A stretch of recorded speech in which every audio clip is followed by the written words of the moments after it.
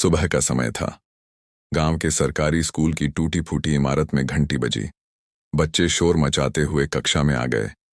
सावित्री देवी 55 साल की दुबली पतली लेकिन सख्त स्वभाव की अध्यापिका ब्लैक बोर्ड पर लिख रही थीं, शिक्षा ही असली शक्ति है। कक्षा खत्म होने पर वह बोली, बच्चों, अगर तुम्हें कोई कहे कि तुम नहीं कर सकते तो याद रखना, मेहनत और शिक्षा से सब मुमकिन है। शाम को घर लौटी तो उनकी बेटी नेहा खिड़की पर खड़ी आसमान की ओर देख रही थी। उसकी आंखों में चमक थी। नेहा मुस्कुराते हुए बोली, माँ देखो। जहाज जा रहा है, एक दिन मैं भी पायलट बनूंगी। सावित्री ममता भरी नजर से, तू जरूर बनेगी बेटा, तेरे पंख मजबूत हैं। नेहा ने पायलट ट्रेनिंग की स्कॉलरशिप के लिए फॉर्म भरा। पूरे गांव में चर्चा फैल गई कि अध्यापिका की बेटी आसमान छूने जा रही है। लेकिन सबको यह अच्छा नहीं लगा।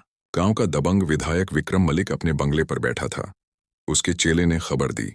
चेले ने कहा, मालिक, वह अध्यापिका की लड़की पायलट बनना चाहती है। लोग उसे मिसाल कहने लगे हैं। मलिक ने सिगार का कश लेते हुए कहा, ओह, तो अब लड़कियां भी आसमान छुएंगी, उन्हें औकात दिखानी होगी। अगले दिन उसने नेहा को बुलाकर कहा, लड़की, तू मेरी संस्था में शामिल हो जा। मेरी रैलियों में मंच पर खड़ी रहेगी, तेरे सारे खर्चे मैं उठा लूंगा। नेहा ने कहा, नहीं, मैं राजनीति की सीढ़ी नहीं बनना चाहती, मेरा सपना उड़ान है। मलिक गुस्से से बोला, सपना? तेरी औकात सिर्फ इस गांव की धूल है, पायलट बनने का ख्वाब भूल जा। उस दिन से उनका उत्पीड़न शुरू हो गया। स्कूल की दीवारों पर गालियां लिख दी गईं। रास्ते में गुंडे सिटी बजाते और पीछा करते। और जब स्कॉलरशिप की सूची आई तो नेहा का नाम अचानक गायब था। सावित्री देवी ने जिलाधिकारी से शिकायत की। सावित्री ने कहा, साहब, यह सब दबाव एमएलए का है, मेरी बेटी का भविष्य मत बर्बाद कीजिए। लेकिन अफसर ने फाइल बंद करते हुए कहा। अफसर बोला, हमारा हाथ भी बंधा है, मैडम समझ लीजिए। एक रात स्कूल में आग लगा दी गई। किताबें, ब्लैक बोर्ड, बच्चों की कॉपियां, सब राख हो गया। सावित्री की आंखों में आंसू थे। सावित्री रोते हुए बोली, हे भगवान, बच्चों की मेहनत जला डाली। नेहा ने माँ का हाथ थामा। नेहा ने गुस्से में बोला, माँ, अगर हम चुप रहे तो ये लोग हर सपना जलाते रहेंगे, अब हमें लड़ना होगा। इसी दौरान गांव में आई एक युवा पत्रकार, मीरा वर्मा। उसने नेहा और सावित्री की पूरी कहानी सुनी और कैमरे पर रिकॉर्ड कर लिया।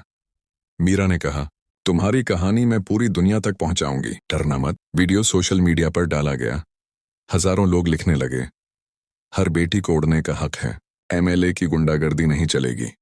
मलिक भड़क उठा। उसने गुंडों से कहा, जाओ जाकर उस लड़की को उठा लो, उड़ने से पहले ही पंख तोड़ दो। गुंडों ने नेहा को घेर लिया। लेकिन इस बार गांव की महिलाएं सावित्री और नेहा के साथ थीं। वे घरों से निकल पड़ीं, हाथों में डंडे और मशालें लेकर। एक महिला बोली, आज हम सब अपनी बेटियों के लिए खड़ी हैं। गांव की औरतों ने एमएलए की गाड़ी रोक दी और नारे लगाने लगीं, लड़कियां दबेंगी नहीं, अब उड़ेंगी। कैमरे चालू थे। पत्रकार मीरा वर्मा लाइव रिपोर्ट कर रही थी। खबर टीवी चैनलों और राजधानी तक पहुंच कई। दबाव इतना बढ़ा कि सरकार को कार्रवाई करनी पड़ी। डॉक्टर विक्रम मलिक को पुलिस ने उसी रात गिरफ्तार कर लिया। पूरा गांव तालियां बजा रहा था। सावित्री देवी ने नेहा को गले लगाकर कहा, देखा बेटा, सच की ताकत कभी हारती नहीं।